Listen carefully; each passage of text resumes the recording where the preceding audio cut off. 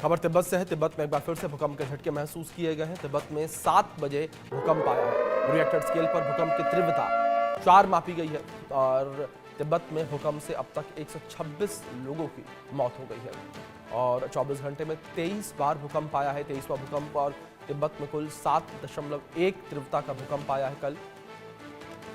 सबसे तेज भूकंप इसे माना गया, जिसकी तीव्रता 7.1 रही है। भारी तबाही देखने को मिली है। 100 से अधिक लोगों की मौत हो गई है। 126 लोगों की कुल मौत बताई जा रही है फिलहाल, जो आंकड़े सामने आ रहे हैं भूकंप की वजह से।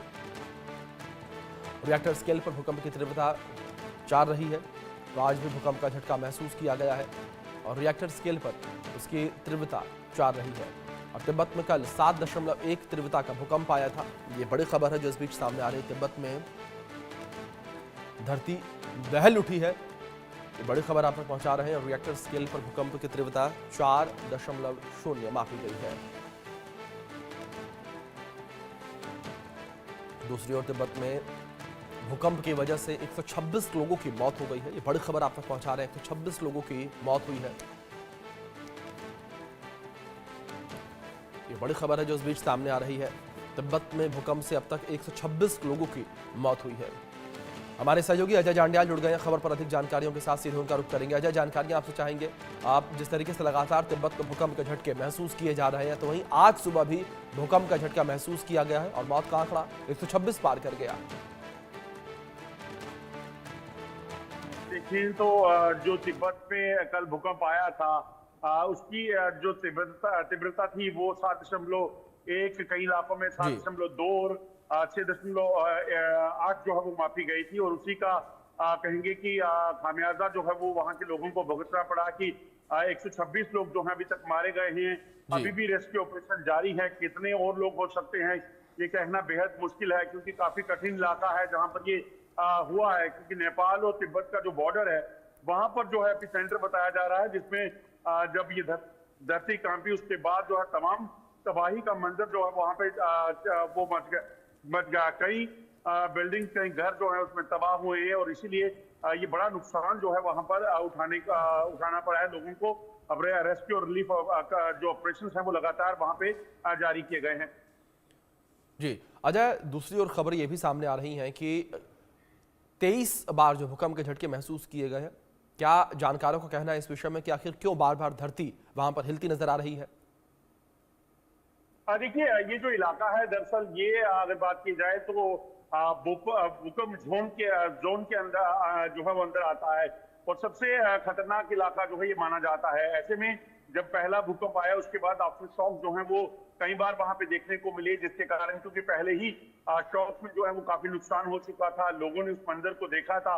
ऐसे में लोगों में काफी पैनिक था और एक जो है लगातार ये आफ्टर शॉक जो है वो वहां पर लोगों को देखने को मिले, जिसके बाद जो है लोग जो है वो काफी घबरा गए।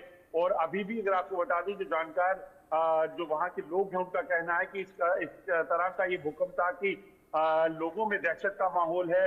घरों से बच्चे, बुजुर्ग लोग, महिलाएं सब भागते नजर आते हैं। जब ये मामला हुआ, जब भूकंप आया उसके बाद हर कोई अपनी जान बचाता दिखा, मगर जो लोग अपने घरों के भीतर थे, क्योंकि कल सुबह लगभग 6 बजे के करीब जो है इंडियन टाइम के अनुसार जो है वहां पे भूकंप आया था। तो ऐसे में यही माना जा रहा है कि उस वक्त लोग अपने घरों में थे, मगर अचानक हुए भूकंप के झटके ने जो है वो काफी नुकसान किया और लोग जो हैं उनको इतना भी मौका नहीं मिला कि वो घर से बाहर निकल सके। इसी वजह से ज्यादातर लोग जो है वो अपने घर के अंदर या फिर इमारत में दबने से उनकी मौत जो है वो हुई है। जी अजय, दूसरी ओर जिस तरीके से लगातार यहाँ पर तबाही का मंजर देखने को मिला है, इसके बाद जो प्रशासनिक अमला है वो किस तरीके से काम कर रहा है और ग्राउंड लेवल पर लोगों तक मदद किस तरीके से पहुंचाई जा रही है?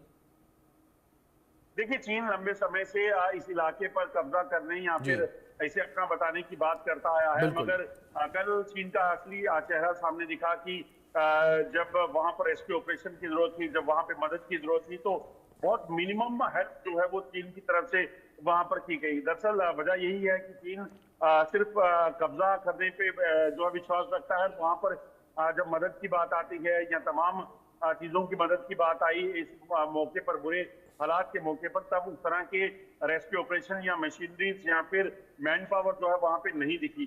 तो यही वजह है कि कहीं ना कहीं चीन इसमें एक्सपोज होता है।